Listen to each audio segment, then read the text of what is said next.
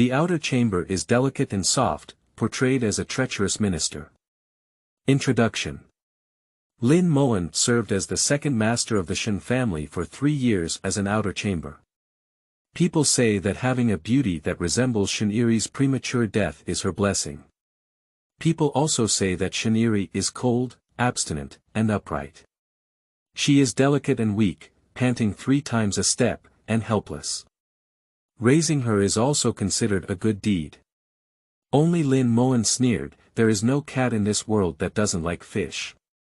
Chapter 1. Unhonorable Relationships.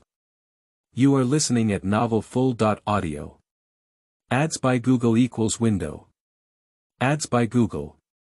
Push, these silver bills are enough for your life this month. The cold voice of the man came from beside her ear, and Lin Mowan's almost fragmented brain reacted for a while before forcibly suppressing the soreness all over her body and turning her head to look. The tall and upright man stood by the bed, dressed in a black waist-striped bamboo robe, with dark long hair tied up in a black crown. His cold temperament made him look distant and abstinent, making it impossible to connect with the man who almost crushed and embedded her in the body last night. As he was tidying up his clothes, he casually placed the envelope in his arms by the bedside, looking as if he was in a hurry to leave. His tone of voice was indifferent as he spoke, "There is still a recommendation letter you need inside. People from the Jiang family will come to pick you up soon." After he finished speaking, he turned his head and his gaze fell on Lin Mowan. She was wrapped in the messy bedding room, her blush still lingering on her face. She sat up with some difficulty wrapped in the bedding, her sleepy eyes focused on him, nodded, and said hoarsely, "Thank you, second master." The man's name is Shen Erye. He has made countless military achievements and is renowned. He is the brother of the current emperor who worships his son and is the northern Marquis of Rongua. Speaking of which, their relationship cannot be considered honorable. 3 years ago, when she was first rescued from the river, except for her childhood, she didn't remember anything from recent years and was sold to Shen Erye, who was being calculated and harbored emotional poison at the time. A person with the same function as her would have been killed and silenced after using it, but she still remembers the night when he sat by the bed with a complex expression that Lin Mowan couldn't understand. He probably thought she was voluntary. After all, when she was sent over, the drugs in her body had an indescribable effect and she didn't have much strength. In this era where many ordinary people couldn't even eat enough, in order to survive, they could buy and sell anything. Moreover, Shen Erye gave a lot at that time, which was enough for ordinary families to eat for 2 or 3 lifetimes. Unfortunately, in the end, none of that money fell into Lin Mowan's hands, and it was all swept away without a trace. I vaguely remember that morning, his expression was solemn, and it wasn't until his close guard called for him that he seemed to have made up his mind. He said, "I can keep you, but I will never take you into the mansion. It's best for you to position yourself properly." As he said, in the days to come, she was indeed obedient and responsible. He had no wives or concubines in his mansion, and was busy on weekdays. He only came 2 or 3 times a month, and every time he came, he would make her suffer a lot. She looked like she had never touched a woman for half a year. When busy, he hardly comes, but he also allows his confidants to deliver silver and other comforting things, which can be said to be extremely spoiled. Later, she heard that Shen Erye would keep her because her eyebrows and eyes were somewhat similar to his face, which was placed on the tip of his heart but had a tragic fate. On the day she learned the news, she just let out a calm sigh, lamenting that since ancient times, many beautiful women have had thin lives, but she did not regret being able to become his canary raised outside the Marquis's mansion. Because she needed the power of this man to cover the sky with one hand to help her seek justice for her deceased mother. Perhaps her gentleness really pleased Shen Erye. When she mentioned that the old lady of the Jiang family had been ill for a long time and asked him to find a suitable girl with 8 characters to be the adopted daughter for the Jiang family head, Shen Erye immediately agreed. Without suffering any losses, Shen Erye is certainly willing to do something that can easily push the boat. After all, in the eyes of outsiders, the relationship between the Jiang and Shen families is very good. For Shen Weiyuan, instead of looking for someone unrelated and difficult to control outside and causing any trouble in the future, it would be better to leave this matter to Lin Mowan. At least she is completely under his control, obedient and gentle, putting on his clothes and wielding his sword. Shen Weiyuan was ready to leave the other garden. Despite struggling several times, he couldn't help but stop and look back at her. Seeing him walk out the door, Lin Mowan decided to lie down and take a nap when she heard a commotion coming from outside. Some of the familiar ones were the maids serving her in the courtyard, mixed with a voice she had never heard before. It seemed that someone had barged in. The place where she lives is called Zaitenjuan. Although she may not be seen on the surface, there are also many hidden guards from Shen Weiyuan behind the scenes. Even those who sneak in may not be able to get in. Dare to break through openly, and the girls dare not stop her too much. It must be a big deal. The noise outside was approaching, and Lin Mowan slowly got up and got out of bed. Her strapless light gauze long skirt hung down, and she pulled the thin gauze hanging on the side to cover it outside. She calmly walked to the dressing table and sat down, and the door was suddenly pushed open. Lin Mowan lifted her eyes and saw through the bronze mirror the girl walking into the room from the entrance, dressed in a flamboyant red dress, like blooming peonies in summer. Lin Mowan only signaled to the girl who was blocking her to exit. The girl was quite impolite, leisurely strolling around the room, looking at the room with disdainful and contemptuous eyes, disdainfully covering her face and sneering, "It's really shabby." Judging from her picky appearance and luxurious attire, Lin Mowan knew that this was Jiang Ruixue, the spoiled and domineering young lady of the Jiang family. Lin Mowan smiled lightly, not feeling annoyed. She only picked up a comb and tidied up her messy long hair on her own, with a casual tone. "It's not like the golden bricks and jade tiles of my sister's house." Jiang Ruixue stopped. The dark smell inside the room had not completely dissipated. Her gaze swept over the messy bed, and without anyone noticing, she simply thought it was because the person in front of her was sleeping poorly. She sneered and sneered again, "So unkempt, if you enter my Jiang family in the future, you will throw away my Jiang family." Lin Mowan smiled silently, her tone paused slightly, and then said, "What is your relationship with second brother? Are you that person?" The second brother in her mouth is Shen Weiyuan. The relationship between the two families is already close, and Jiang Ruixue is full of heart and eyes. Only Shen Weiyuan, one by one, calls him sweet. That person must be referring to the outer chamber rumored by Shen Weiyuan. Obviously, like most people, Jiang Ruixue only knows about the existence of such an outer chamber, but does not know the specific person. Lin Mowan lifted her eyes and glanced at her through the bronze mirror, then lowered her eyelids and smiled, "Didn't your second brother tell you? In his heart, you probably aren't very important either." This sentence seemed to hit the nail on the head. Jiang Ruixue waved her hand fiercely and flipped the tea bowl on the table, angrily saying, "Don't sow discord." Listening to the crackling sound, Lin Mowan's smile grew even stronger. She calmly combed her hair and stood up, with an indifferent tone. "It's okay to take something to vent your anger. If you're injured, don't take the opportunity to blackmail me." However, she had already walked to the screen and changed clothes.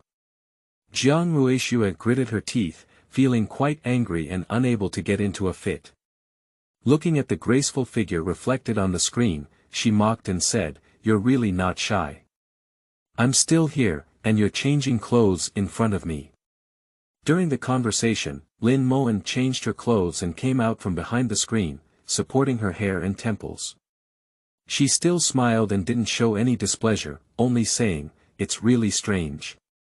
My younger sister came uninvited and didn't say what she came for. She kicked my door first, then threw my things. Finally, she blamed me for not being shy. My younger sister is really well-mannered." Jiang Ruixue instantly choked up. She had been trying to come and take her back for a hard job to give her a boost and not think she was recommended by Shen Weiyuan, so she could climb onto her own head and act recklessly. However, she didn't expect to eat her cake instead. She immediately became angry with embarrassment, but before she could react, the door was knocked on again. Jiang Ruishue was startled and quickly restrained her anger like a thief. She looked at the door that was gently pushed open, and outside was the nanny who came to pick her up from the Jiang mansion. Lin Mowan turned around and the grandmother respectfully bowed, saying, "Miss Lin, it's getting late. The carriage back to the mansion has been prepared for a long time." Lin Mowan understood, smiled gently, and replied, "Madam Lau, it's troublesome. My sister and I got to know each other at first sight, so we talked a few more words. We didn't expect to delay the time, but we really blame me." The old lady nodded politely and said, "You can talk anytime. The old lady is still waiting in the mansion, so it's better to talk early than late." "Okay, come on." Lin Mowan responded with a smile, and when she saw the nanny withdraw, she turned around and looked at Jiang Ruishue behind her with a faint gaze. Jiang Ruishue's heart sank, and she probably didn't understand why this person had been cold talking to each other a second ago, and could easily change into a gentle appearance with just a moment's effort. Chapter 2. Adoptive Daughter, Overcoming Illness. You are listening at novelfull.audio. Ads by Google equals window. Ads by Google. Push. After leaving the wisteria garden, as the carriage returning to the Jiang family drove steadily into the bustling city, the speed couldn't help but slow down. When we arrived at the Jiang mansion, it was still early, and before we got off the carriage, we could hear the lively sound of firecrackers. Lin Mowan got off the carriage and stepped on the red debris on the ground. It turned out to be the mother of the Jiang family. The Princess of Zhaohe, Gong Shootingyu, personally welcomed her with his concubines and servants. Her face was full of smiles, and her admiring gaze swept back and forth over Lin Mowan. As Lin Mowan saluted, she warmly helped her up and took her hand, her eyes full of love. "Miss, you've worked hard. Come on, let's hurry into the mansion and say that the old lady is in a hurry." Gongshu Tingyue spoke and led Lin Mowan's hand into the Jiang mansion, leaving Jiang Ruishue to the side. Jiang Ruishue had already suffered from exhaustion in the wisteria garden. Now, seeing that she had always been the treasure that surrounded the entire Jiang mansion, and had been replaced by Lin Mowan, she felt unhappy in her heart. However, she could only hold her breath and followed in dissatisfied. Stepping into the mansion gate, passing through the corridor, and finally arriving at the west wing room where the old lady of the Jiang family lived, named Hongbaoan, 3 times through the gate. As soon as she entered the courtyard, she could faintly hear the sound of coughing before entering the room. Uncle Tingyue led the 2 sisters into the room. He hurried to the bed with a smile on his face and said happily, "Old lady, look who is coming." The old lady was half lying on the bed, with a maid waiting on her side. After finally stopping her cough, she looked up and saw Lin Mowan standing in the hall. Gongshu Tingyue sat aside with a slight pause in her tone and quickly introduced herself, the girl recommended by the second master himself. She then waved to Lin Mowan and obediently knelt down, saying, "Little girl Lin Mowan, I have seen the old lady." The old lady looked at her, scrutinizing her up and down before waving at her and saying, "Good child, come with your grandmother." Lin Mowan stood up and obediently walked up to the old lady, kneeling and sitting on the bed. The old lady leaned against the bedside, affectionately holding her hand, and looking at her with ecstasy. Finally, she praised her and said, "She's a pretty girl. What month is her birthday?" "October 27th. "That's a month older than the Rui sisters," the old lady said. Her tone paused, and she asked again, "Do you still have relatives at home?" Lin Mowan shook her head, her eyes full of sadness and depression, and she even felt pity for me. She said, "My mother died of illness and I had never seen my father before. When I was 10 years old, I met my second son. I was weak from a young age, and my second son was kind-hearted. He also helped many helpless beggars like me. When I saw that I was pitiful, I asked my aunt to take care of me. Listening to Lin Mowan's words, the old lady hesitated for a moment and a hint of shrewdness flashed in her eyes.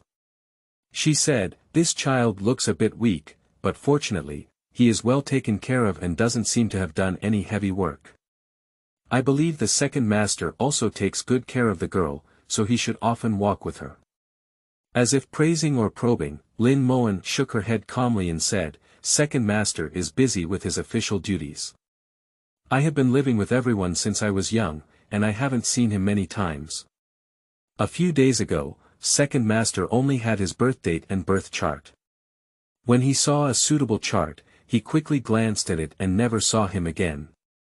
Upon hearing this, the old lady understood, and the maids and nannies in the room looked at each other.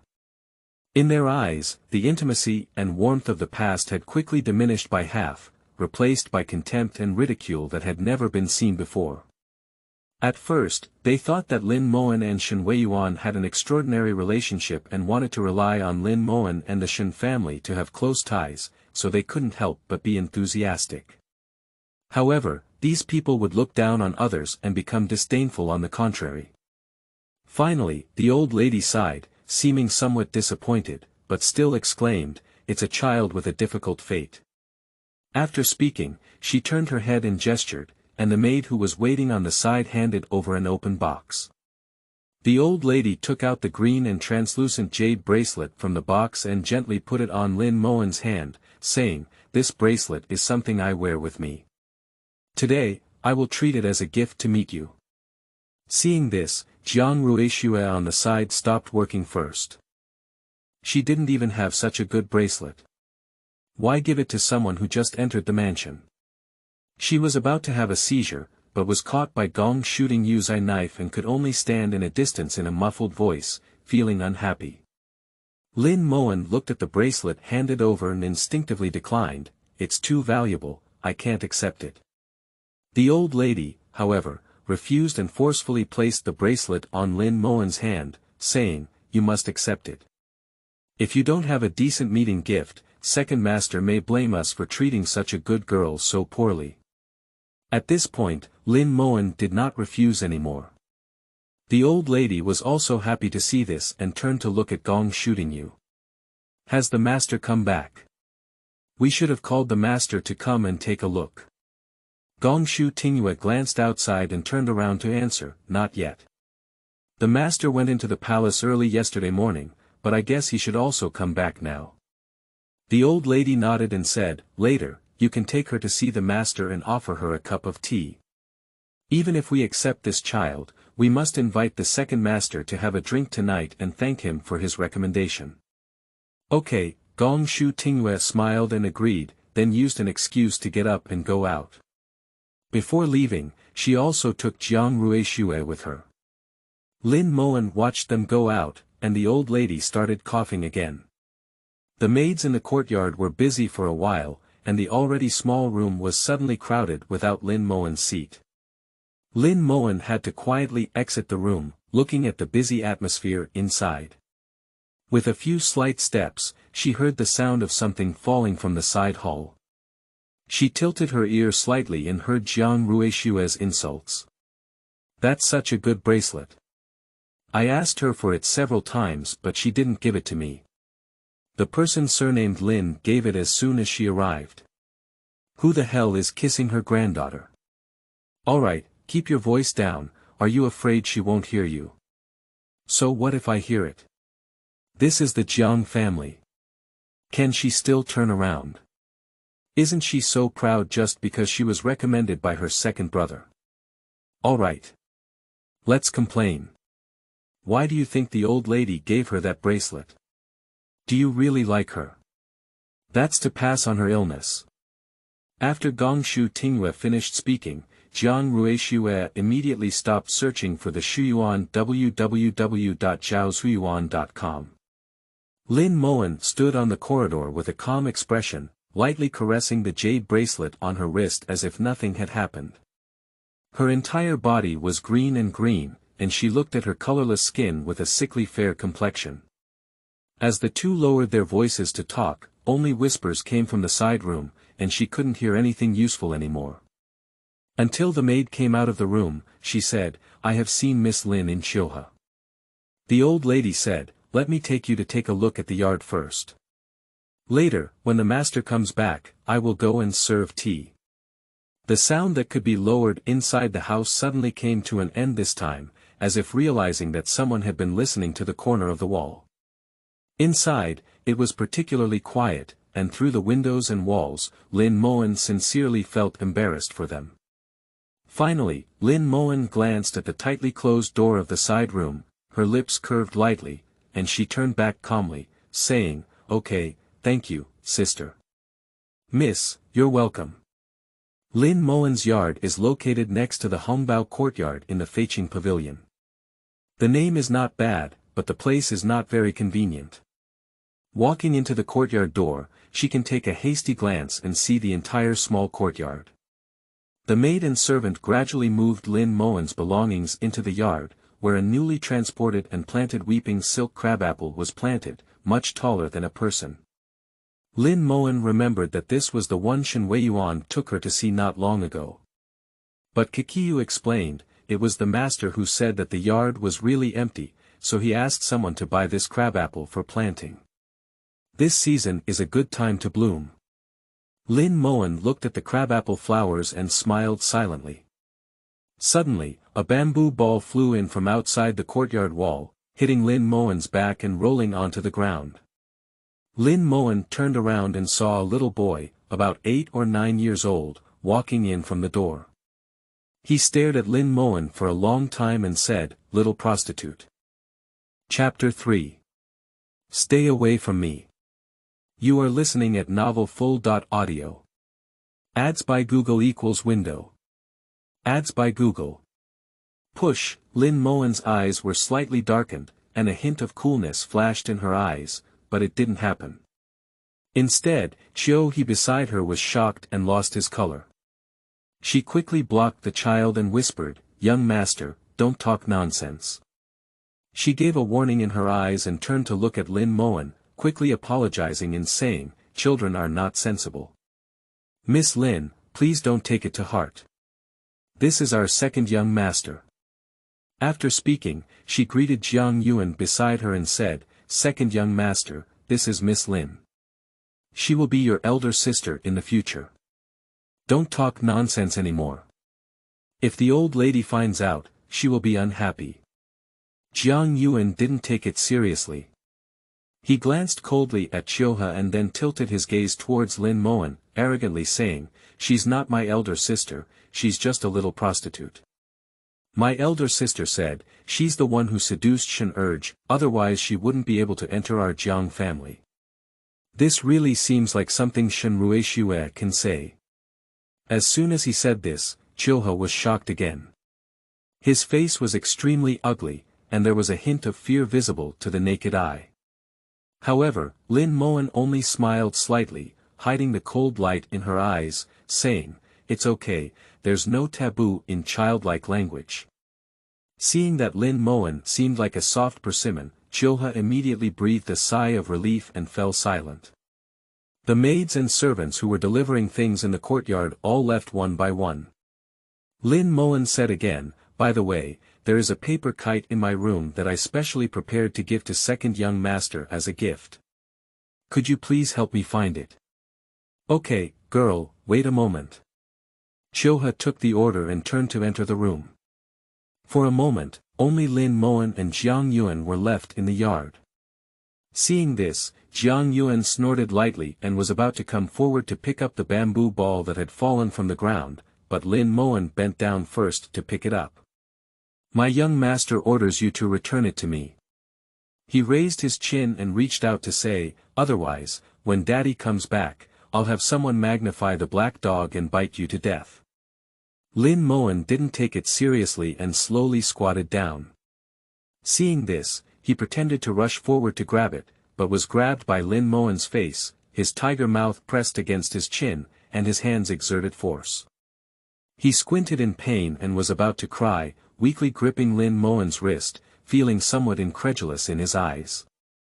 Lin Mowan just smiled coldly and said, "For things that lack education, I will use pliers to pull out my teeth one by one, and then sew my mouth with needle and thread. The force on her hand suddenly increased, as if she was about to crush his chin. The child couldn't bear such force, and immediately felt the pain all over her body trembling, even her sobs trembling. She looked at him, admiring his gradually fearful and helpless expression, and spoke softly, "Listen, either keep your mouth clean, or stay away from me. Otherwise, when I chop off your hands and feet and pull out your tongue, I will still feel a little guilty." She spoke of guilt, but the force on her hand was not light at all. She almost let go of her chin before suddenly releasing her hand. Jiang Yuan took a few steps back, unsure if it was pain or fear, and couldn't control it anymore. She burst into tears. At this moment, Chilha heard Jiang Yuan's crying and hurriedly went out. "Hey, little ancestor, what's going on?" Lin Mowan stood up calmly, her eyes filled with confusion and embarrassment, and she still smiled gently. "I don't know, I picked up the ball and returned it to him. He insisted that he didn't want the one I touched, so he started crying." She handed the ball in her hand, but Jiang Yuan protested and knocked it away, crying even harder. This happened to confirm what Lin Mowan had just said. Lin Mowan lowered her eyes indifferently and chuckled inwardly. Chilha quickly picked up the ball on the ground and awkwardly explained, "I'm sorry, Miss Lin. He wasn't like this before, maybe he's not used to meeting strangers." This reason may be too far-fetched, but Lin Mowan still had a gentle and easy-to-talk look, and quickly said, "It's okay, second young master is intelligent and clever, and I really like him." After speaking, her eyes turned slightly, and her smiling gaze fell on Jiang Yuan, as if seeing a cold light flashing through her eyes. Jiang Yuan lost his previous arrogance and quickly stopped crying, hiding behind Chill River and sobbing in a low voice. Chilha looked at her with a troubled expression and said apologetically, "Miss, I'm really sorry, I couldn't find the paper kite you mentioned." Lin Mowan pretended to be puzzled and said, "Ah. How could that be?" After thinking for a moment, she looked left and right and said, "I probably made a mistake. These things are so messy. I'll send them to you once the girls have sorted them out." "Thank you very much, miss." Chilha nodded and bid farewell with Jiang Yuan. He hurriedly left, watching them walk away before Lin Mowan withdrew her gaze. Watching the big and small figures walk away, Lin Mowan finally withdrew her gaze and sneered, turning her gaze back to the perfectly open crabapple in front of her. Not long after, the maid from the wisteria garden moved the last bit of things into the courtyard, and the leading maid came in holding a brightly colored three-flower cat. Lin Mowan turned around and the kitten meowed at her. She reached out and took it from the girl's hand, then sat down on a nearby chair.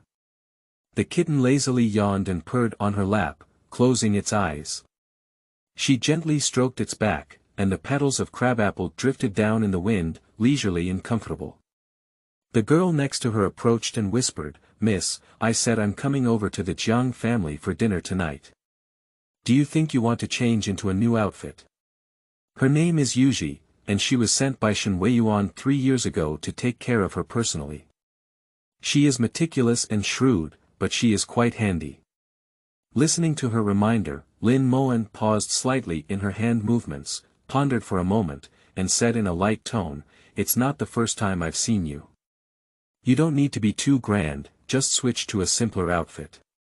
Tonight is not suitable for being too trendy.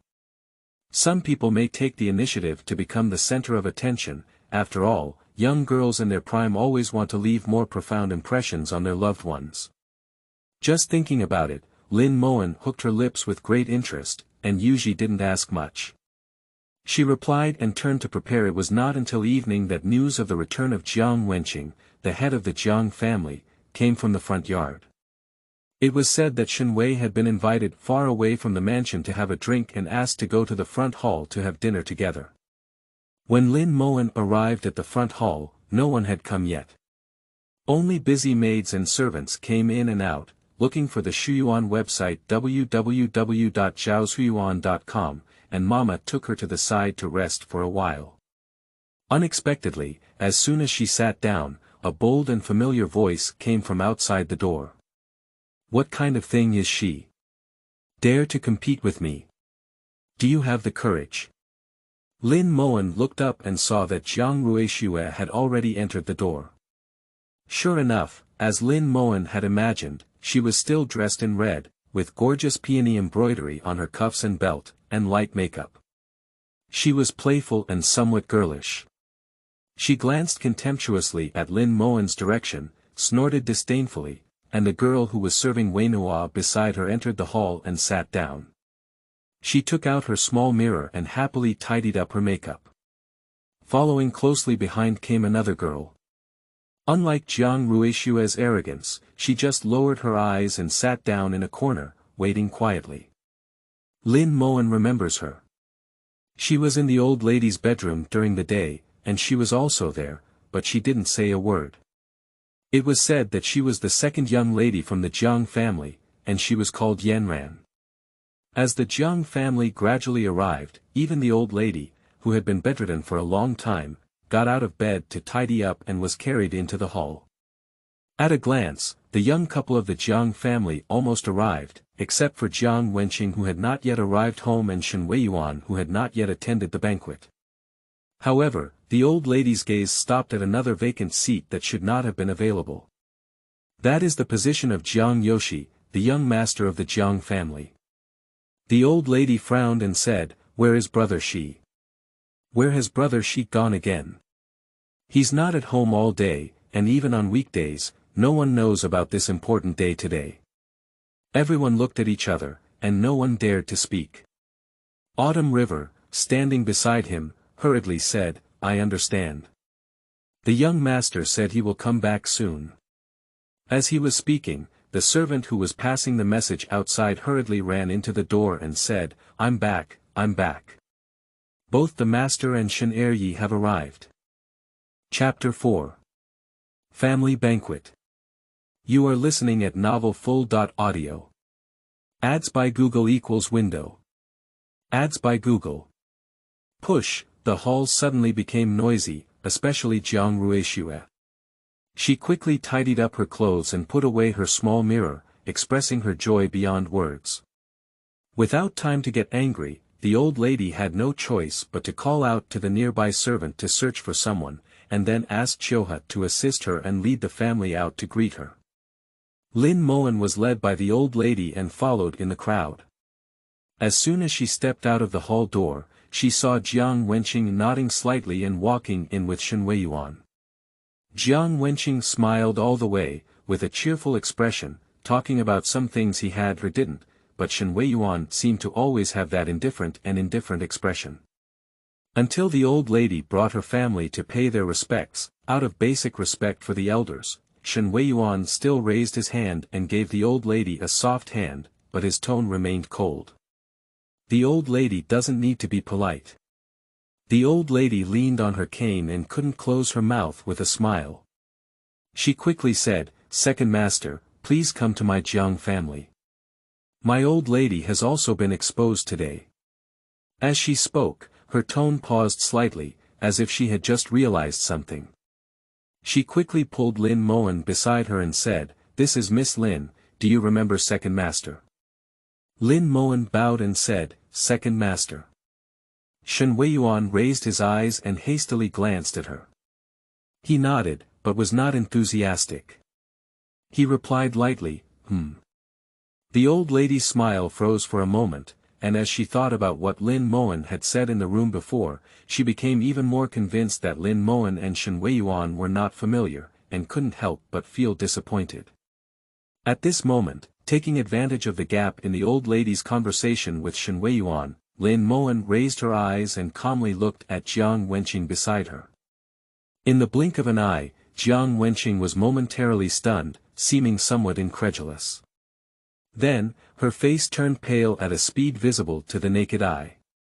Until the old lady greeted Shen Weiyuan and, together with Jiang Wenqing, invited people into the main hall and sat down. When the banquet officially opened, the old lady asked Lin Mowan to toast the two, and Jiang Wenqing finally regained his composure. Lin Mowan stood up calmly and walked up to Shen Erye. She picked up a nearby wine jug and respectfully poured the wine, saying, "I should toast second master. Thank you for your understanding." Shen Erye didn't say anything, just drank the glass of wine with a heavy head and didn't seem to glance at her throughout. For him, this was just a passing act. They had explored everything that needed to be explored and didn't need to be explored between them, and there was really no superficial effort to do it. Little did they know that his surface coldness had once again halved the old lady's love for Lin Mowan. "I originally thought I could use this matter to become relatives with the Shen family, but I never thought it would be useless." The old lady only maintained a basic smile as she watched. Lin Mowan walked up to Jiang Wenqing with a wine jug in hand. Jiang Wenqing instinctively clenched her hands on her knees. Lin Mowan looked at him and smiled faintly. "Father, a toast to you, daughter." Jiang Wenqing held the wine glass in his hand, gritted his head and drank it without stopping. He had drunk a lot of alcohol, but this one made him find it difficult to swallow. After finally swallowing it, he reluctantly pulled out a smile, and in Lin Mowan's calm eyes that seemed like a pool of stagnant water, he instantly felt like sitting on pins and needles. Lin Mowan finished drinking and obediently returned to her position. The old lady of the Jiang family and Jiang Wenqing took turns saying some polite words before passing on the dishes and singing and dancing. Jiang Ruixue, who was standing beside her, couldn't hold back any longer. She hurriedly greeted the girl and took out her precious peach blossom wine. She walked over to him in person and said, "Second brother, this is the peach blossom wine I've been hiding for a long time. I'm reluctant to let anyone else know. Please try it." Jiang Ruixue enthusiastically poured it over to him and handed it to him, but he didn't have any intention of drinking. Jiang Ruixue was somewhat frustrated and turned to look at Lin Mowan not far away. Her inexplicable desire for victory and defeat made her lose her composure, and she even grabbed his clothes and said, "Second brother, just take a sip, okay?" Second brother. Faced with Jiang Ruixue's sudden approach, Shen Erye instinctively leaned back, distanced himself, and gently broke free from her hand. He frowned in displeasure, but still didn't drink. He almost wrote the words, "Please take care of yourself," on his face. No matter when, he always looked cold and impatient, like a naturally bad face, making it difficult for people to distinguish whether he was angry or not. As if unwilling, she wanted to grab his sleeve and act coquettishly, but was blocked by a nearby bodyguard who said, "Miss, you understand my rules. I have been calculated by others before, and I am particularly careful when it comes to eating. I never eat things from unknown sources, especially those that I did not inform him beforehand." Jiang Ruixue felt a bit aggrieved and refused to leave. Seeing Shen Erye's face becoming increasingly ugly, the old lady spoke up and pretended to scold her, saying, all right, don't bother second grandpa. Second grandpa has been busy with official business all day and has finally had time to have a drink. Don't let it dampen your mood." Upon hearing this, Jiang Ruixue reluctantly stood up and glanced eagerly at Shen Erye. Unexpectedly, before Jiang Ruixue could return to her position, the old lady said, "Can you ask Sister Wan to give the second master some food?" Lin Mowan's chopsticks paused slightly, and she glanced at the old lady to confirm that she was speaking of herself. She replied, although she didn't understand. She obediently followed suit and sat down next to Shen Erye to serve him. At this moment, the cheerful laughter of the young man came from outside, instantly attracting everyone's attention. Lin Mowan also followed suit and looked up. The young man strode in, looking bright. He stepped into the hall door and laughed, saying, "Father, mother, the child is back." Uncle Tingyue on the side scolded softly, "Something without rules, second master is still here." Upon hearing this, Jiang Yoshi quickly stopped and turned to look at Shen Erye. He affectionately called out, "Shen Erye." As he spoke, his eyes unconsciously caught a glimpse of Lin Mowan beside him. This person has a lustful nature and a great love for beauty. Sure enough, when he saw Lin Mowan, his eyes lit up and his expression lit up with joy, as if appreciating some novel prey. With great interest, he leaned forward and said, "Where is this fairy sister from? She's so beautiful, does she have a marriage?" As soon as these words were spoken, everyone's faces changed at zhaoshuyuan.com, except for Lin Mowan, who remained calm and only looked at him with a gentle smile and shook her head. The old lady immediately spoke up and stopped, "You bastard, what little sister? Miss Lin has been the daughter of the Jiang family since today, it's your eldest sister." Upon hearing this, Jiang Yoshi seemed to have just remembered what had happened. He suddenly realized and smiled, without any respect in his words, only vaguely saying, "Oh, I'm sorry."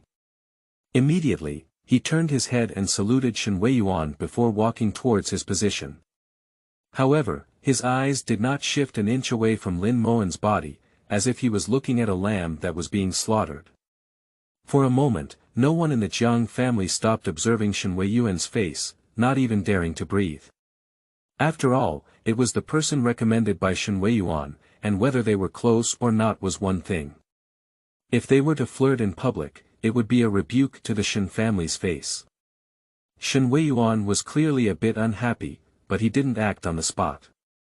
He just silently gritted his back teeth, and Jiang Wenqing quickly tried to make amends.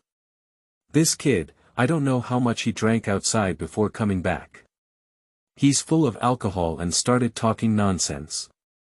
He spoke with a slight pause in his tone, then turned his head to apologize and said, "Second master, you must not blame me.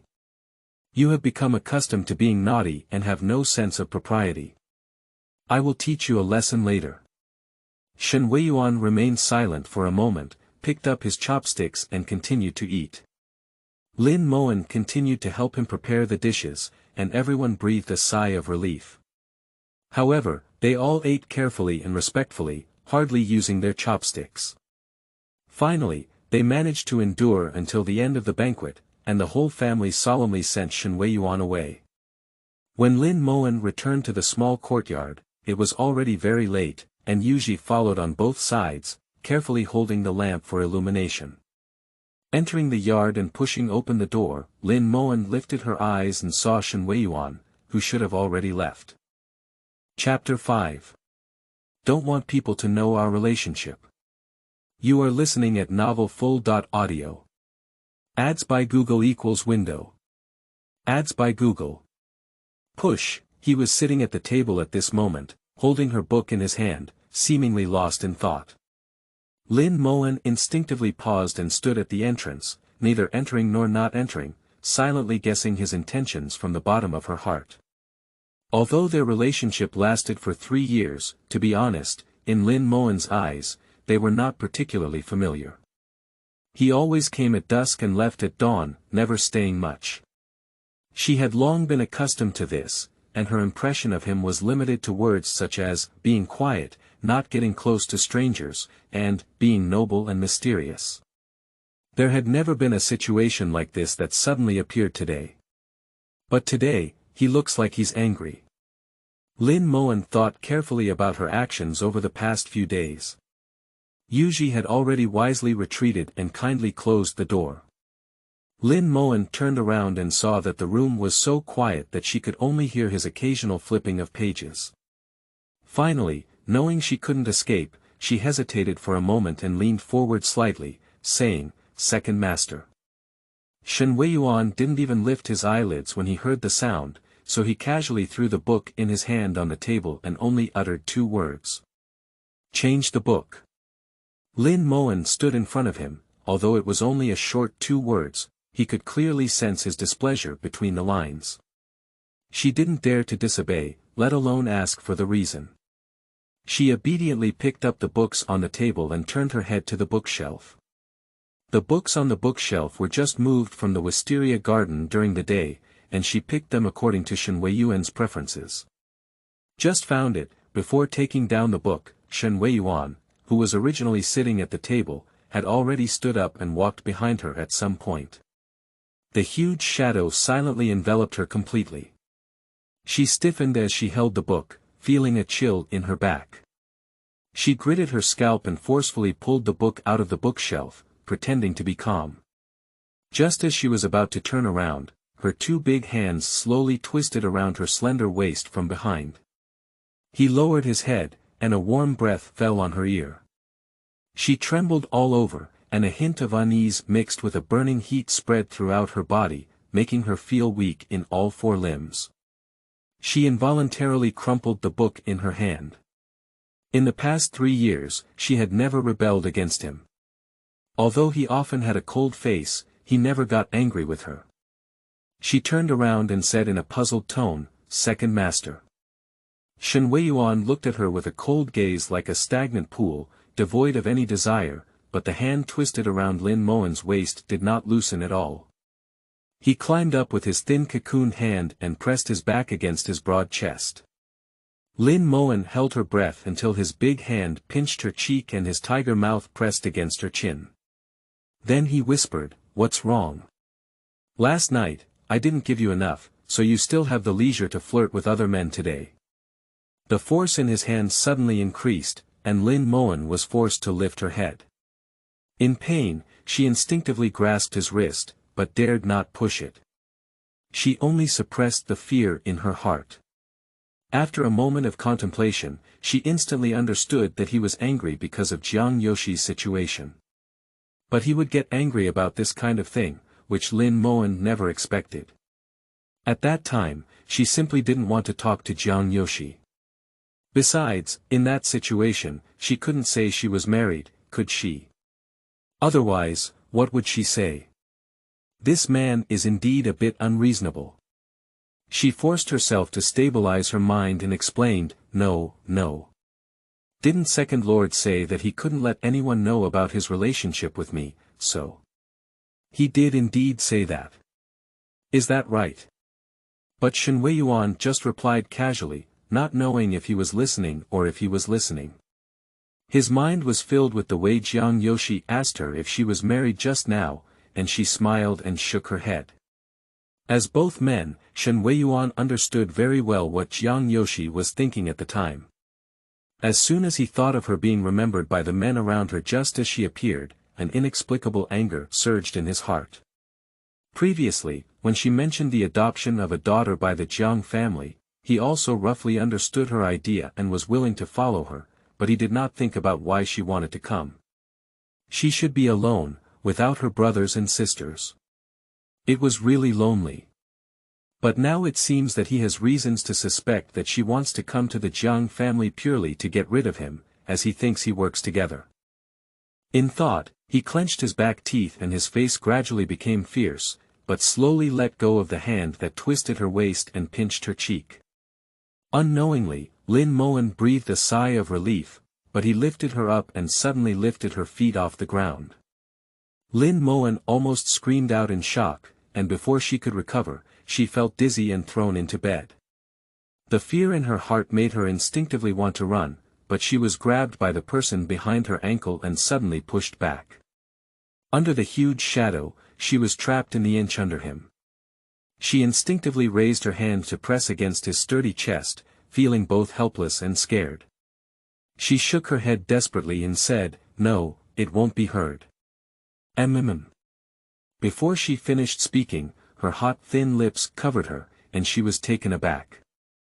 The faint aroma of wine spread in her mouth, as if even people were going to get drunk with him in the 3 years in her memory. Although he often couldn't control his composure well, he never imagined that he would be so savage now. Even the kissing force carried a hint of ferocity, and the bite made her mouth ache, but she dared not resist. On a quiet night, outside the house, listening to the moans and reminders coming from inside, Yuji skillfully supported the servants in the courtyard and went to the entrance to let out the breeze. Inside, with scorching sweat and blazing breath, she forcefully pulled her consciousness back from chaos countless times, struggling, pulling, and entangled, as if trying to melt people away. She was more afraid of the man's dominance, and her fragile rational defense line was repeatedly broken by him seeing that half of the night had passed. He still had no intention of letting her go. He finally left for a while, and she didn't have time to take a breath. She quickly raised her hand and pressed against his chest, which was about to be pressed down again. Her hoarse voice hurriedly said, "Farewell to second master. I will go early tomorrow morning to give it to the old lady. Please, Anne." Her breath was unstable when she spoke, and it seemed like she had gathered all her strength to force herself to speak. However, Shen Erye remained unmoved and gently brushed away the sweat-soaked hair on her cheek. The emotions and desires in her eyes were suppressed, and her eyes were calm and terrifying, as if messy. Only Lin Mowan was there. He looked at her and in his hot breath, he only said, "This time you need to have a long memory. That kid Jiang Wenqing is not a good bird." He was warning her not to have any thoughts of leaving him, even if it was just a thought. Lin Mowan had never seen him like this before, choking up and afraid to speak. However, he dimmed his gaze, lowered his head, kissed her lips, and swallowed all her breath again. When Lin Mowan woke up again, there was no trace of a man by her side. Now that it was already 3 days in the sun, she quickly regained her composure and sat up with some difficulty. Upon hearing the commotion outside, Yuji hurriedly entered the room. Without waiting for her to ask, Yuji took the initiative to say, "Miss, can you rest a little longer? I have already informed you at the Red Treasure Courtyard and said that you are unwell and need to rest. The old lady waived your invitation this morning." Upon hearing this, Lin Mowan felt a sense of peace in her heart, and then she realized that today was just like the previous day. According to the temperament of the Jiang family, it was probably a superficial response, but because she dared not offend Shen Erye, she turned around and charged her with being spoiled, domineering, and disrespectful. However, in the blink of an eye, she didn't have much heart to think about it. She slowly lay back in bed, breathed a sigh of relief, but her mind was filled with the image of Shen Erye fiercely holding her hands on top of her head last night. After a moment's pause, Yuji waited on her while she was grooming. She looked at Yuji carefully combing her hair in the mirror and thought about Shen Erye's abnormality last night. Suddenly, by a stroke of imagination, she asked, "Ronger, who is it?" Whenever Shen Erye became passionate, he would hold her affectionately and whisper the name in her ear. At first, she was awkward, but later she gradually got used to it. Chapter 6. Why do you make your own decision? You are listening at novelfull.audio. Ads by Google equals window. Ads by Google. Push. Upon hearing this, Yuji's comb in her hand immediately froze, and her expression even froze for a moment. She carefully raised her eyes and looked at Lin Mowan in the mirror. Once upon a time, she had never asked, because she probably knew that it was the legendary tragic beauty that Shen Erye couldn't help but love.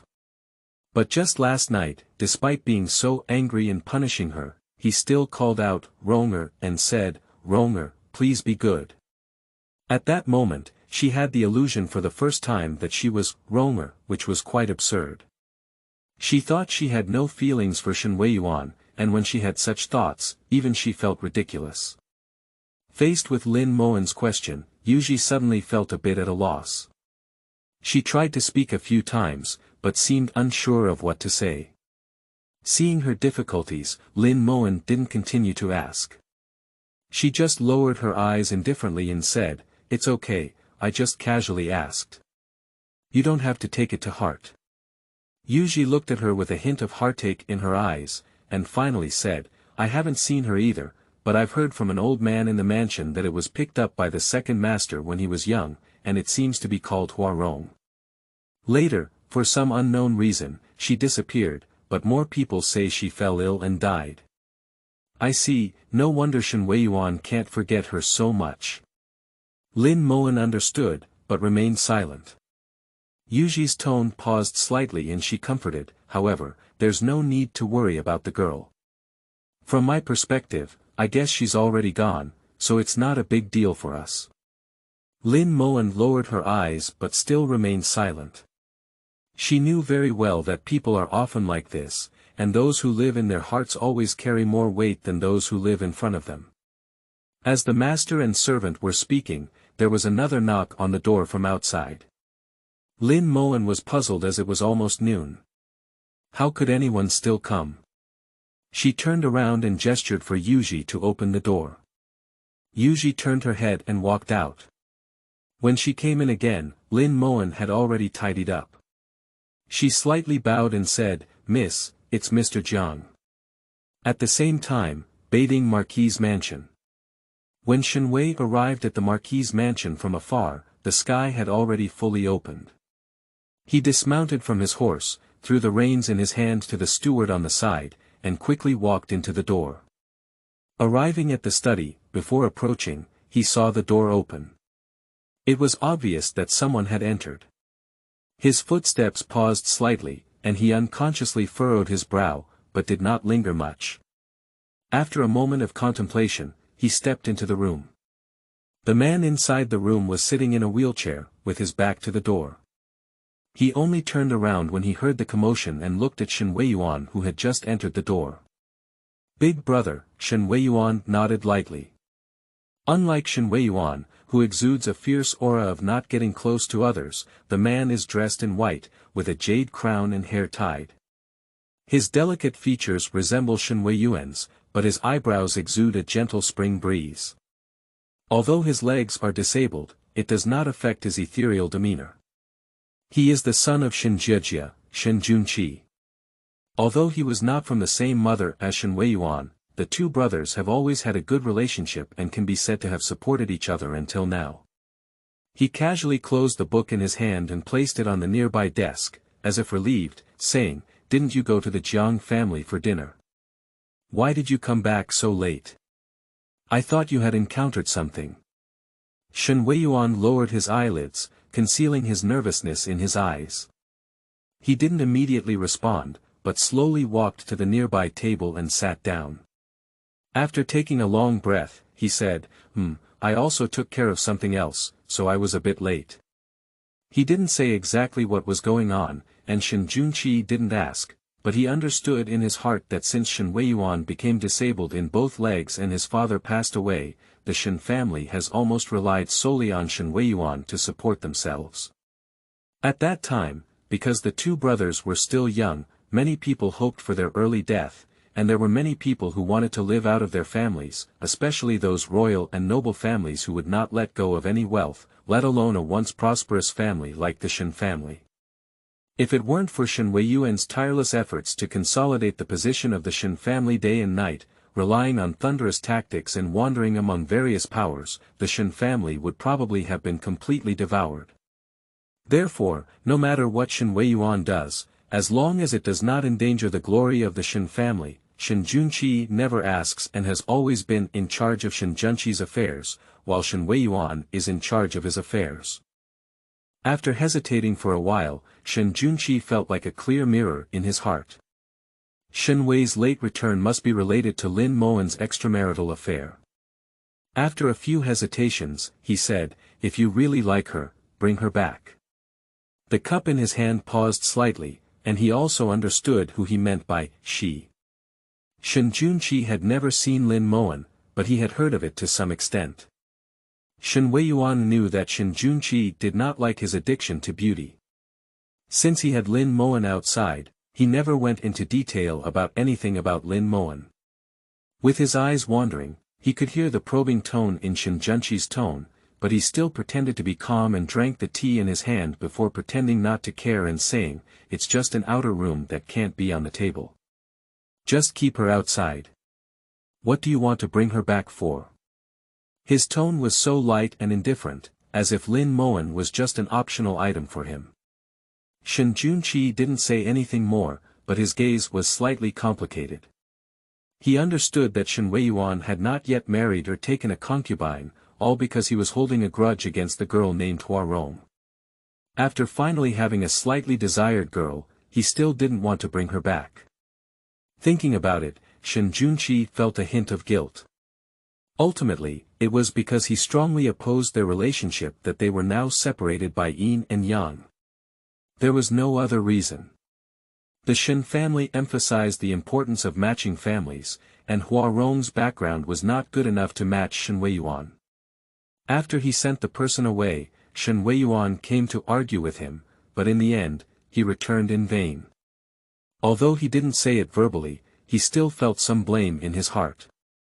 Now, Shen Erye just lowered his eyes to look at the official document in his hand, with no intention of continuing, but Shen Junqi ultimately didn't say anything more. The servant who was waiting on the side pushed a wheelchair and left the study. It wasn't until Shen Junqi left that he could no longer see his figure that Shen Erye raised his eyes and looked anxiously at the direction in which Shen Junqi had left Jiang Mansion, West Wing House, Feiqing Pavilion. Zhaozuiyuan.com. When Lin Mowan walked out of the inner room, Jiang Wenqing was already standing in the hall. He turned his back to her and couldn't see his face, but his anxious figure alone could tell that his face was definitely not good. Looking at the moment. Lin Mowan hooked her lips without making a sound, only feeling uncomfortable in her dress. She pinched the handkerchief in her hand and coughed lightly, successfully catching Jiang Wenqing's attention. He quickly turned his head and frowned, looking at Lin Mowan with a hint of caution in his eyes. Before he could speak, Lin Mowan smiled first and said, "Excuse me, my father came to see me when he found out I was sick. I really don't have anything good to entertain me here, so please feel free to have some tea." As she spoke, Yuji had already helped her to a nearby seat and sat down. Seeing this, Jiang Wenqing's furrowed brow became even deeper. He swung his sleeve, feeling somewhat dissatisfied and angry. He sat down and raised his hand to hold off the servants who were waiting on him. Lin Mowan knew his intention and signaled for Yuji to go out first. The door was gently closed, and for a moment, the father and daughter were left alone inside. Jiang Wenqing took a deep breath and angrily said, "What are you doing here? Is this where you should be? Do you know how difficult it will be for me to do this?" At the beginning, Lin Mowan was asking 3 consecutive questions that seemed to be overwhelming. She leaned lightly on the back of the chair, leisurely wiping the foam from the tea bowl with a tea lid in her hand, and then smiled slightly, still looking calm and carefree. She joked and said, "Look at what my father said. It's a big deal. Besides, if I can enter your mansion, I have to thank Mr. Shen. You shouldn't have asked me these words." Jiang Wenqing's face became increasingly ugly. He looked around as if he was sure there was no one around, then lowered his voice and slammed on the table, saying, "Didn't I make it easy for you to stay in that small courtyard? Why are you making decisions without authorization?" He probably won't remember Chapter 7 long ago. You are listening at novelfull.audio. Ads by Google equals window. Ads by Google. Push. Seeing his expression of questioning, Lin Mowan's smile gradually faded away, with a hint of coldness in her innocent and aggrieved eyes. "Father means to hide me in that place full of cockroaches and mice for a lifetime." As soon as these words were spoken, Jiang Wenqing felt a slight lump in her heart and her expression became slightly stagnant. It was impossible to distinguish whether she was showing weakness or demonstrating for a moment. The person in front of him is not only Lin Mowan's adoptive father, but also her biological father. Unfortunately, he loves his position as Prime Minister more than Lin Mowan and her mother who died tragically. 3 years ago, he found Lin Mowan who had been salvaged by a fishing boat and found out that she had lost some of her memories. He secretly brought her back to settle down, saying that he would come to see her every few days. However, this gap was 3 years, and he didn't even know that she had been sold. If Lin Mowan hadn't come knocking on her door, he probably wouldn't have remembered her as a daughter. He frowned, calmed his mind, and let out a light sigh. Helplessly, but with a much calmer tone, he said, "I didn't say it, it was just temporary. When the time was right, I would take you back to your mansion and recognize your ancestors. Why are you so anxious?" Without hesitation, Lin Mowan sneered and said, "I've heard your words 7 or 8 times when my mother was here. Now that she's not here, you're too lazy to even change a word in your words to deceive me." Jiang Wenqing was slightly stunned, as if he had a hint of guilt for the first time. He spoke a few times, ready to say something more, but the extinguished aura still couldn't rise. Speaking of which, she was also worried that Lin Mowan would reveal her identity and make Gong Shooting You unhappy. She just wanted her to pack up and leave, but Lin Mowan was not in a hurry and only gave him a faint glance. Just as Jiang Wenqing was so worried that he clenched his fist but couldn't find any words, there was another hurried sound outside waiting for me to knock on the door. Jiang Wenqing was startled and suddenly stood up from his chair, his eyes looking at the door particularly alert. Immediately, Yuji cautiously pushed open the door and walked quickly into the room. Lin Mowan's movements paused slightly, and when she turned her head, she saw a dignified grandmother beside Yuji. Lin Mowan recognized her as the one next to Gongshu Tingyue, surnamed Cien. Yuji nodded slightly and said, Mr. Jiang, Madam, please have Mr. Jiang come over. The old lady respectfully bowed to Lin Mowan, who also smiled and nodded in response. At this moment, Jiang Wenqing remained silent, but her expression became increasingly solemn. Lin Mowan had no intention of getting entangled with him. If she really exposed her identity at such a time, it would be detrimental to her. So, after a moment of contemplation, she pushed the tea bowl aside and sat up straight. Since my father still has something important to attend to, I won't keep you any longer. As she spoke, she smiled gently and said to Tsin Mama beside her, Father knows that I am weak, so he took the time today to come and see me. I'm afraid I might feel a little uncomfortable, but to be honest, I'm not in any big trouble anymore. Don't bother. Grandma Tsin nodded, maintaining a smile on her face, and exchanged a few pleasantries with Lin Mowan before inviting her away. After escorting the two out of the yard, Yuji rushed into the room. Lin Mowan was leaning against a chair drinking tea, and seeing her enthusiastic expression, Lin Mowan was puzzled. However, before she could ask, Yuji couldn't help but get excited and approached Lin Mowan, saying, Miss, guess what I saw just now. Lin Mowan glanced at Yuji, who was resting on her lap with both hands, but remained silent. Seeing her low mood, Yuji was not discouraged, but continued on her own, Young Master Jiang, I don't know who he offended. He was beaten. When I went out to accompany Mrs. Jiang to the temple to burn incense today, it was all carried by the servants of the mansion. Listening to Yuji's words, Lin Mowan's expression slightly froze as she thought about Shen Weiyuan's words last night. For some reason, she knew that Shen Weiyuan didn't look like such a person, but her first reaction was to think that this was something Shen Weiyuan had sent someone to do. Yuji was still foolishly happy. Lin Mowan put down the tea bowl in her hand, looked down at her, and raised her hand to lightly tap her forehead, saying, Jiang Yoshi is injured. What are you happy about? Be careful not to be seen by someone else. If you use this as an excuse, we will have no choice but to leave. Upon hearing this, Yuji regained his composure and quickly suppressed his smile, but still said with a hint of pride, no matter which immortal did it, it was done well. Who would have thought that he would be impolite to the girl in public for his endless spending time? It's clear that he didn't take the girl and the second master seriously. Even Jiang Wenqing and Gong Shooting You had to be careful to serve, and Jiang Yoshi was indeed a bit foolish. However, Lin Mowan remained silent and did not express her own opinion on this.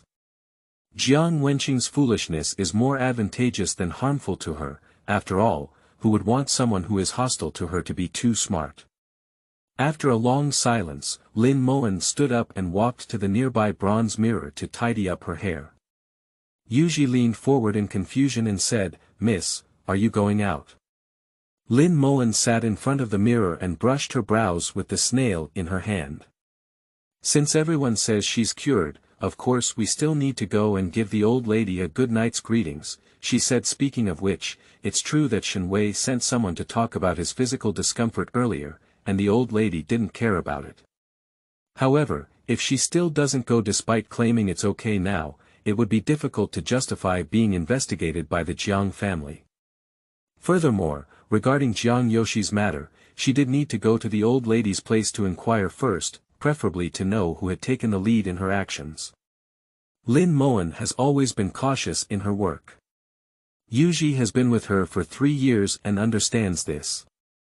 Even if she doesn't say much, when Lin Mowan is well organized, she will go with her towards the red treasure courtyard. As soon as I entered the yard and walked to the door, I heard a commotion coming from inside. Jiang Wenqing, look at what you've done. The outer room you raised has all been causing trouble on my head. You don't make trouble for no reason. This was Jiang Wenqing's voice. Lin Mowan's footsteps paused, but she didn't go in immediately. She thought Jiang Wenqing should have been called to the East Wing room, but she didn't expect it to be here. Before Lin Mowan could react, Gong Shooting Yu's strong and sarcastic tone came from inside again. When we got married, we had agreed to go to Shuyuan www.zhaoshuyuan.com. You were only the princess of this lifetime. Later, you said you wanted to take a concubine, but without hesitation, the princess helped you take Tong Yuhua. Are you going to raise him outside now? Are you still asking that slut to bring me this thing to provoke me? You really give princess of this face. Immediately afterwards, there was a loud noise coming from inside. It was the voice of Jiang Wenqing slamming the table in anger. He said, "You, don't bully others too much. Tong Yuhua is what I want to accept." "Who is that?" "Then your cousin." "Where are you for me?" "You are for yourself." You should know that after all these years of getting married, Jiang Wenqing had never yelled at her like this before. Gong Shooting Yu was shocked and then turned angry. She raised her hand and a loud slap fell, causing Jiang Wenqing to stumble unexpectedly. Gong Shu Tingyue gritted her teeth and put down her harsh words, "You like to raise them outside, don't you? It's okay. As many as you raise, this princess will help you get rid of them." After she finished speaking, ignoring the shock in the eyes of the old lady in Jiang Wenqing, she shook her sleeves and left. When she came out, Lin Mowan stood outside the door, and the two happened to meet. Gong Shu Tingyue stopped unexpectedly with a fierce expression, her anger still lingering, her face flushed, her chest heaving violently.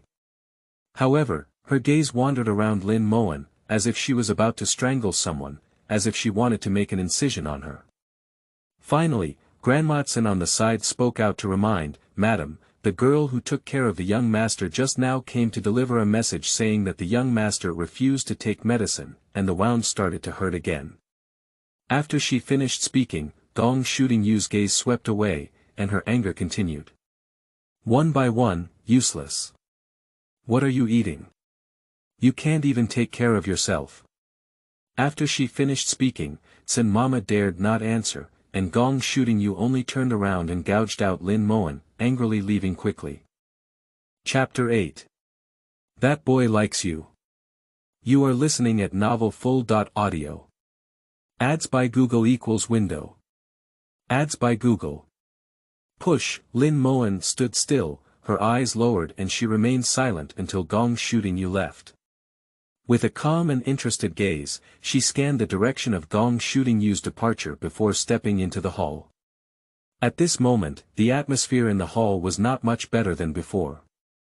Jiang Wenqing sat on the side, touching the jade pendant that had been smashed in half with heartache in his eyes, completely oblivious to paying attention to Lin Mowan who had just entered the door. Only when the old lady saw her coming, she quickly tidied up her messy mood and forced out a smile. "It's Miss Lin. This morning, Second Master sent someone to deliver a message saying that you're feeling unwell. Are you feeling better now?" Lin Mowan was slightly stunned and quickly reacted. She smiled and replied, "I've been worried about the old lady. I'm much better now." She then leaned over and said, "When I first woke up this morning, it wasn't very pleasant, but taking a break shouldn't be a big deal." The old lady nodded, without any doubt, and quickly greeted Lin Mowan to sit down. She didn't know if it was Lin Mowan's illusion. Compared to yesterday, the old lady's complexion looked much better today. The maids offered tea, and the old lady looked at Jiang Wenqing with a disappointed face. She couldn't help but admonish a few words, "Tell me about you. If you know her nature, you must raise her outside. If you want to raise her, why don't you hide it? If someone leaks the news, it will spread to her ears. This time, my son is probably already in the river. Listening to the old lady's words, Jiang Wenqing became even more regretful, tightly gripping the broken jade pendant in his hand, with a face full of pain and frustration. Lin Mowan sat on the side, with a faint smile in her eyes. Although she was not familiar with Gongshu Tingyue, she had personally experienced Gongshu Tingyue's methods and couldn't tolerate any sand in her eyes. The only concubine in the Prime Minister's mansion was still Gongshu Tingyue's cousin. When Tong Yuhua was supposed to come to the mansion, it was not that Jiang Wenqing liked it, but rather that Jiang Wenqing wanted to bring an outsider back to the mansion and elevate her to be a concubine. Jiang Wenqing's attitude was particularly resolute that time, and Gongshu Tingyu had to make concessions, claiming that she was a generous official and wanted to take a concubine for him. Although feeling uncomfortable in her heart, she still managed to block Jiang Wenqing's mouth and never mentioned bringing back the outer chamber again. Unfortunately, Lin Mowan knew so well because the outer chamber was her mother. Later, her mother was still found by her uncle Tingyue and dragged into a dark alley to be humiliated and killed. She was hidden in a pile of discarded baskets and was instructed not to make a sound no matter what she saw or heard. Her blood flowed all over the ground, and in the end, she died with one body and two lives. That memory that she would never forget surged up, and hatred also surged in her heart. It almost made her unable to maintain a smile on her face, but she had to calm down. It would be too cheap for them to die like this. She wanted them to have no children, their family would be ruined, and they would be as miserable as she and her mother. She silently gripped the handle of the chair, breathed a sigh of relief, attempting to control her anger and hatred with the pain in her palm. At this moment, Jiang Wenqing let out a heavy sigh and didn't say anything. He didn't even glance at Lin Mowan, so he took the broken jade pendant and prepared to leave. The old lady saw this and thought he was going to find his uncle Tingyue again, so she quickly stopped him and said, "What are you doing?" His footsteps paused slightly, his head turned slightly, and he saw that the vicissitudes of life had changed in an instant. His eyebrows furrowed tightly, and he choked silently. After a while, he hoarsely and helplessly said, "My son, can you go find someone to collect the body assembly for her?" The old lady frowned, her eyes complicated, but she didn't say anything more. She only watched as Jiang Wenqing hung her head and walked out the door. Lin Mowan stabilized her mind and took the lead in retracting her gaze. She thoughtfully poured a cup of tea for the old lady and handed it over, saying, "Don't get angry, old man, be careful of your body." Listening to Lin Mowan's caring tone, the old lady finally regained her senses. When she looked at her, her eyes unconsciously softened a bit. She sighed lightly and began to share her bitterness with Lin Mowan, saying, "We are all big and small people, and we don't have a clear way of doing things day by day." She said, but Lin Mowan didn't answer. She just listened quietly. Finally, the old lady seemed to think of something and glanced at her, looking a bit embarrassed. She breathed a sigh of relief, calmed her mind, and finally spoke up. "Grandmother knows that you're new here, and there are indeed many inconveniences, but yesterday, that kid from Brother she always talked about you." As she spoke, the old lady's tone suddenly stopped, but Lin Mowan had already guessed roughly what she was going to say. As expected, after a moment of silence, she said again, "If you have time, go and see him too, so he won't always worry." Upon hearing these words, Lin Mowan felt amused. Jiang Yoshi was really lecherous, and there was no need to think about it. His concern for her was definitely a man's desire for a woman. As a newcomer, the old lady could not have been unaware, but it could only indicate that she had tacitly agreed and even hoped to arrange this marriage. With such thoughts in her heart, but a calm nod on her face, she smiled obediently and said, "The old lady is relieved. After lunch, I will go see him, but..." She frowned, pretending to be worried, "I don't know who put such a heavy hand on her." Seeing Lin Mowan's response, the old lady was first delighted, but then her face became solemn again. After a long silence, she shook her head and said, this kid, who hasn't been at home all day, doesn't know who he has offended. How do you know? That kid likes you, you really need to persuade him well for me. The old lady spoke, her words filled with a strong hatred towards Jiang Yoshi, but it also revealed that Jiang Yoshi was interested in her and that it was her intention to climb high. Excited, it caused an old illness and started coughing again. Autumn River rushed forward to pat her back and let her breathe. Lin Mowan just lowered her eyes and didn't refuse, looking at the teacup in her hand with a pensive expression. If we talk about the current power of the Jiang family, as long as we think about it, we won't be unable to find out who did it. If there is really no clue, or if we find it but dare not pursue it, there is only one possibility, which is that the other party has more power than them. Zhaosuiyuan.com. In the entire Rongwa, there are only a few people who can cover the sky with one hand, and when it comes to frequent interactions with the Jiang family, it belongs to the Shen family, but they generally do not doubt it.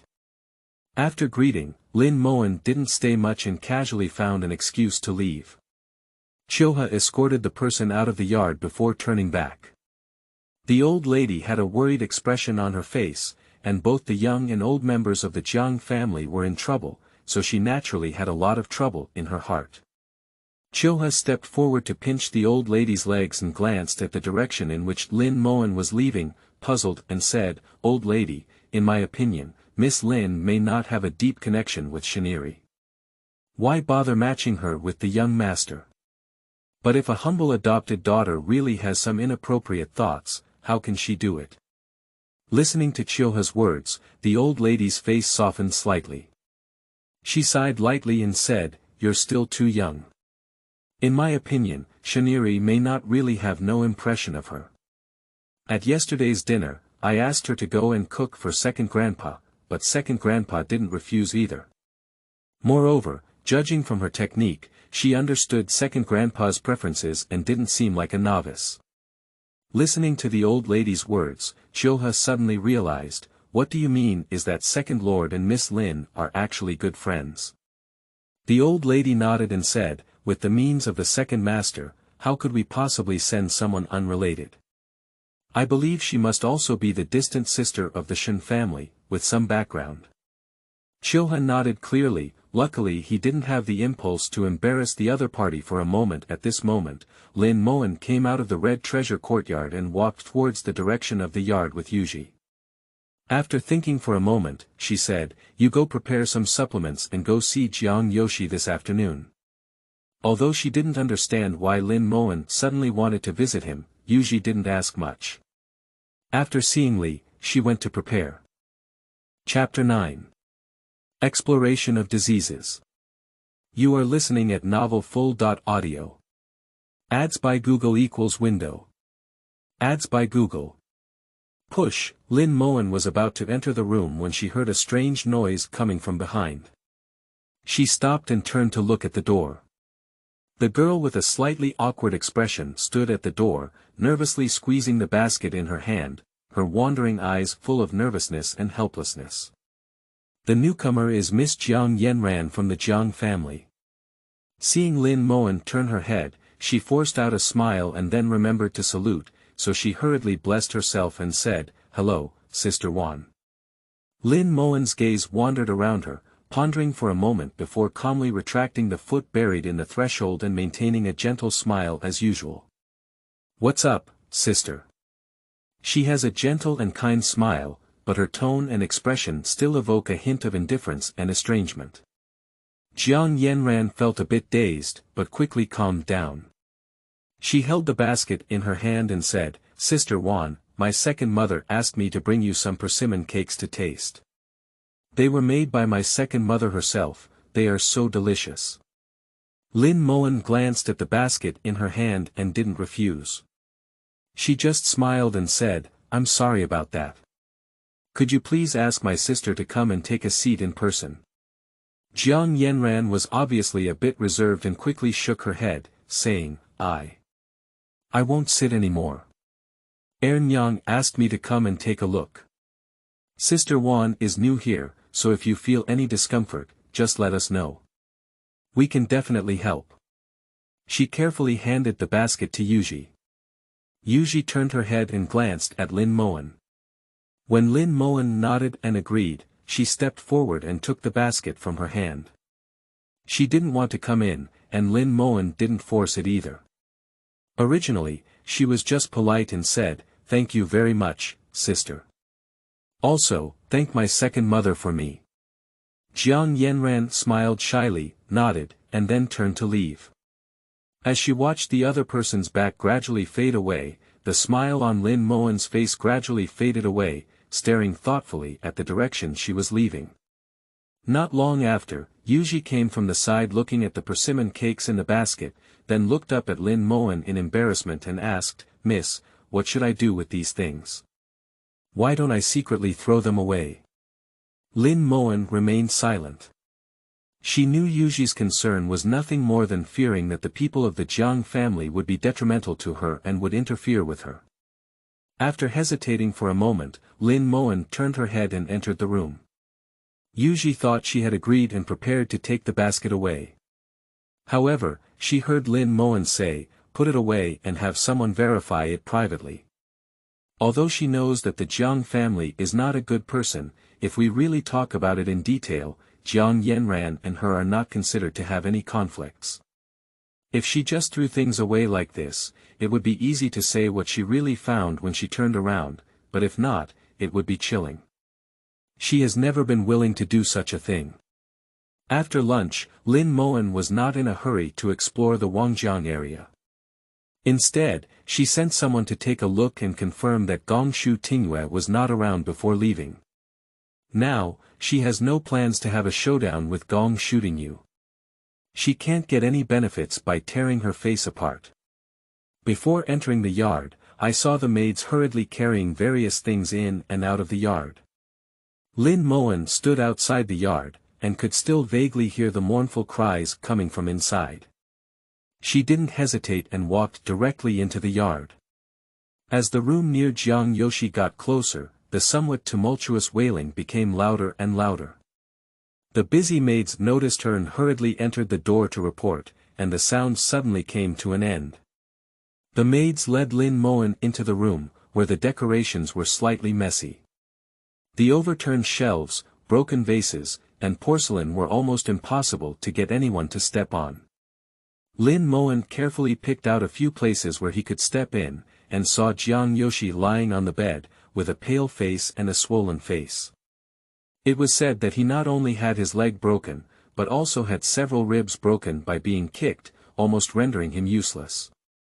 Seeing Lin Mowan come in tonight, he quickly stood up and said, "Sister Wan, did you come to see me on purpose?" Lin Mowan stopped 1 meter away from the bed, maintaining a certain distance without hesitation. She nodded with a smile and said, "Is the young master feeling better?" Jiang Yoshi had a happy expression on his face, completely devoid of the previous pain that made him blush and curse at others.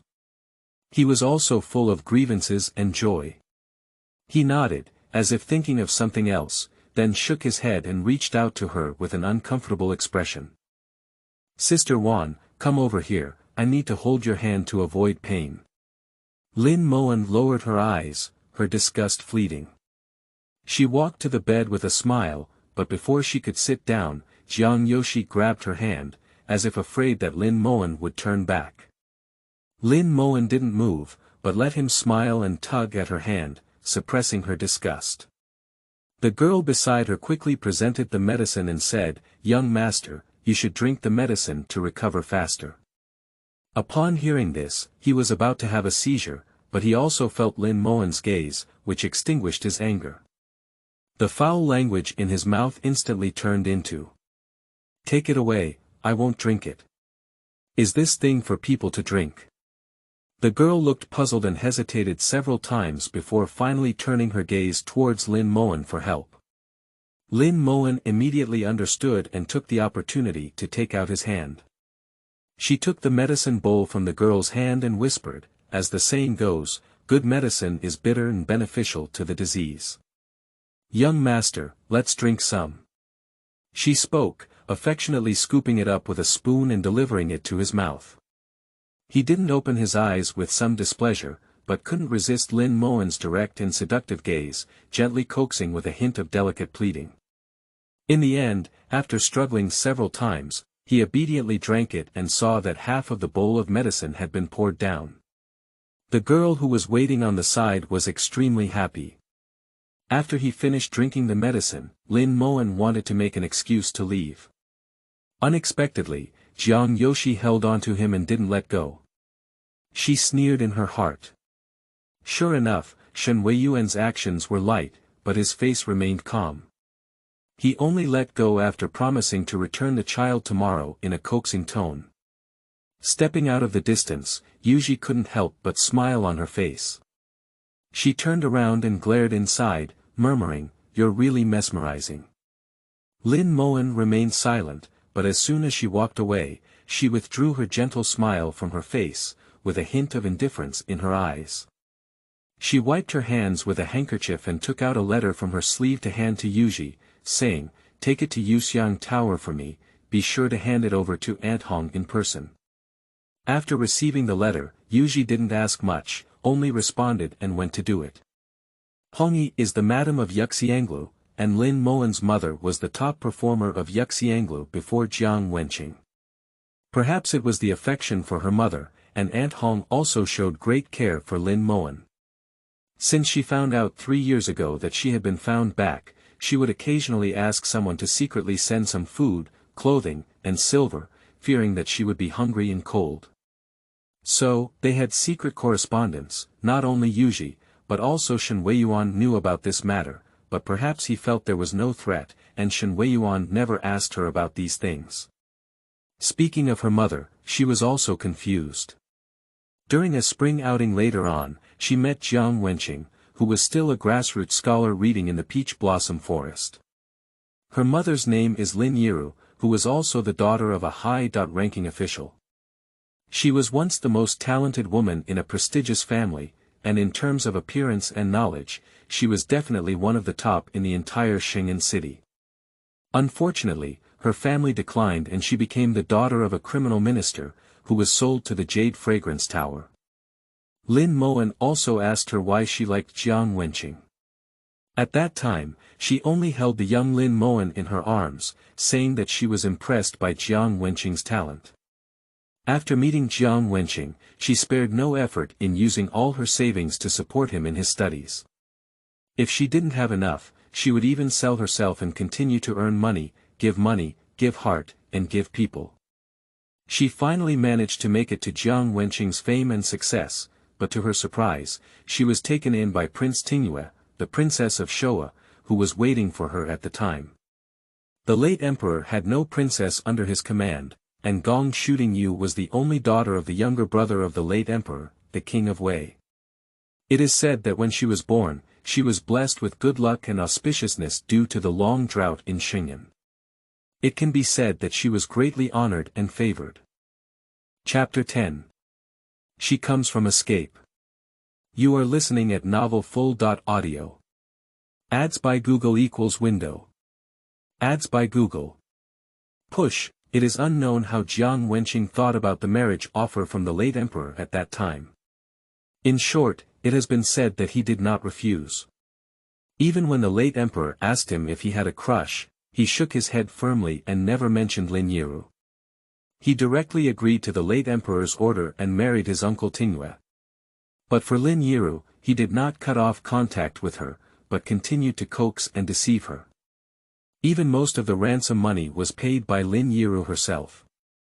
Jiang Wenqing placed her in a dilapidated courtyard and gave birth to Lin Mowan and Jiang Ruishue 2 months later with her uncle Tingyue. He often promised to take Lin Yiru back to the mansion when Gong Shooting-yu stabilized, but his promise was not fulfilled even when Lin Yiru was humiliated and killed by the people arranged by Gong Shooting-yu. Lin Mowan still can't forget that night when it was snowing heavily.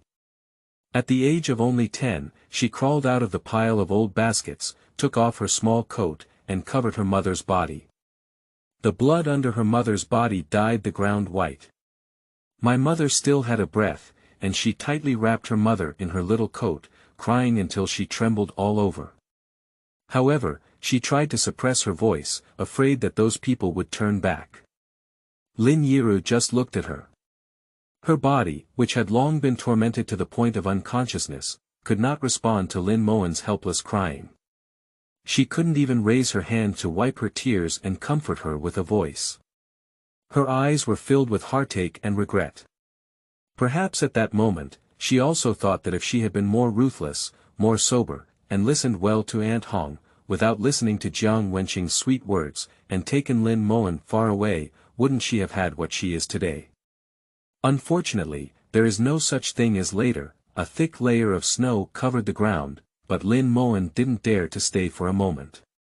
She knocked on doors door to door for help, but at that time, it was not long after the new emperor ascended the throne, and the entire Rongguo was not very peaceful, especially Xing'an, which was chaotic.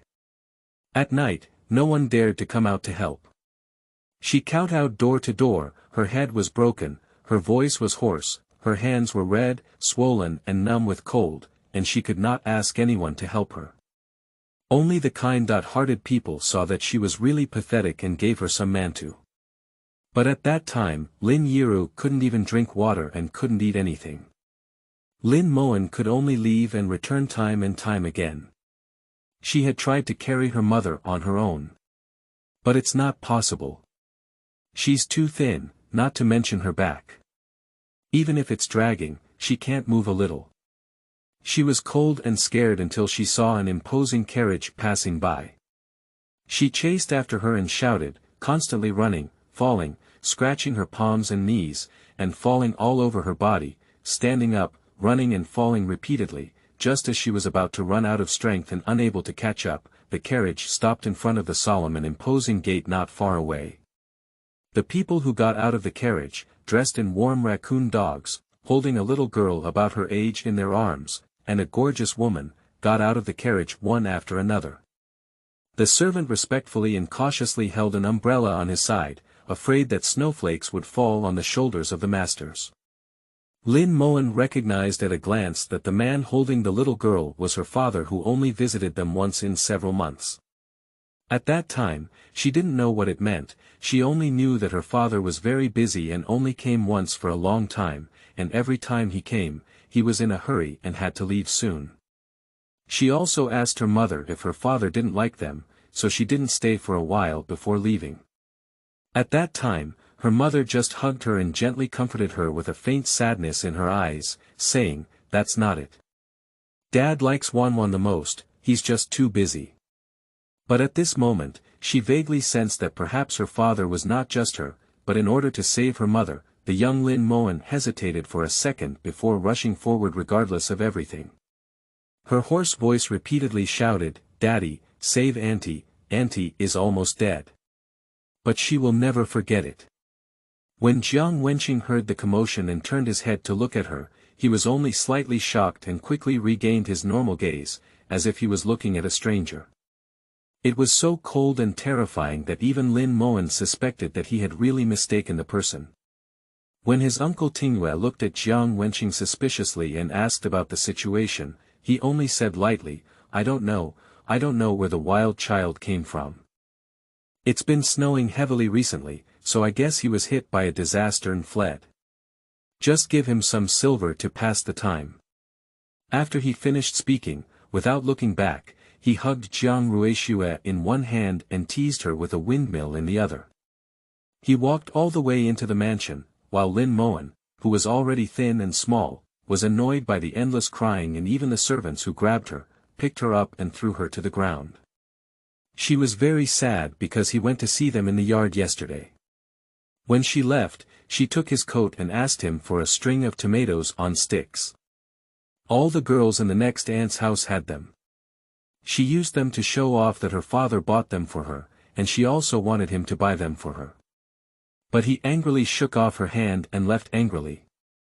She didn't know that it was her mother who quarreled with her father about the status. She only felt that she had annoyed her father by asking him for tomatoes on sticks. She felt very hurt and blamed herself.